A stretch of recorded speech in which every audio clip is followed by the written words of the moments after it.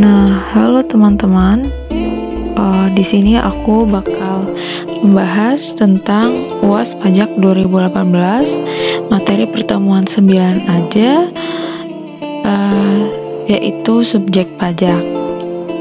Yang pertama, yang merupakan subjek pajak badan adalah A. TVRI, B. RRI, C. Bank Indonesia, D. SMP Negeri 1 Bukateja.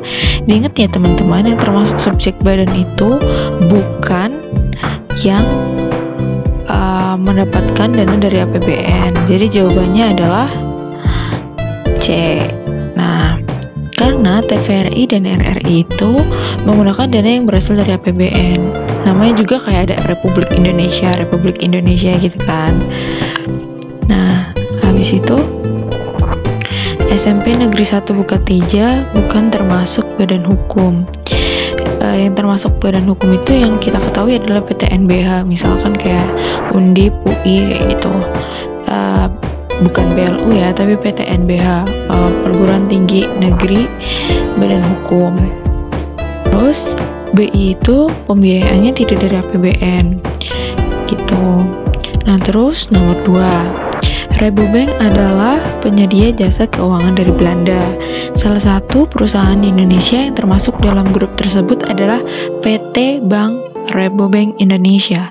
PT Bank Rabobank Indonesia berstatus, nah ingat ya teman-teman, dari definisi subjek pajak itu, PT atau perseroan terbatas itu termasuk ke dalam subjek pajak, definisi subjek pajak. Nah, berarti di sini dia itu jawabannya A, yaitu subjek pajak badan. Pokoknya yang PT itu pasti SPDN, subjek pajak dalam negeri. Nah, easy lah ya. Nah, apa nih, udah ada merah-merah. Oke, kita baca dulu soalnya. UI dan PKN STAN adalah perguruan tinggi favorit Indonesia.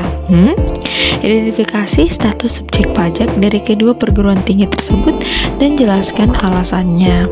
Nah, ingat ya teman-teman yang tadi aku udah bilang, kalau yang dari APBN itu tidak dimasukkan atau tidak digolongkan sebagai subjek pajak badan.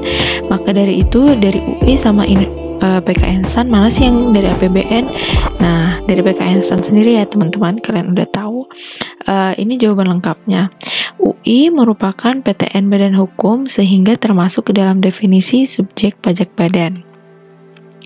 PKN STAN adalah non-subjek pajak karena merupakan badan pemerintah di bawah Kementerian Keuangan yang memenuhi persyaratan, yakni 1.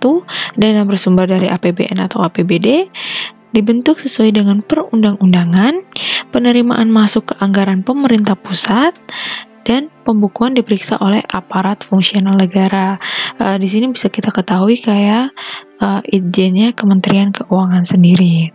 Nah, ini teman-teman, ini aku dapat dari PowerPoint-nya Pak Marsono. Kalian bisa akses di bit.ly/brigadesatya caps lock semua atau bit.ly/adriana caps lock semua kayak gitu. Nah, di sini tuh dijelaskan dari PPT itu, kalau di hukum perdata yang dulu pernah kita pelajari itu, badan itu terbagi menjadi 2. Ada badan publik sama badan keperdataan. Nah, badan keperdataan itu semuanya adalah subjek pajak. Di dalamnya ada badan hukum sama bukan badan hukum. Gitu. Kalau badan publik itu non subjek pajak. Menurut UU pasal 2 ayat 3 huruf B UU PPH ya teman-teman. Oke, jadi seperti itu aja teman-teman. Terima kasih. Semoga kalian paham ya. Kalau kalian belum paham, silakan komen di bawah.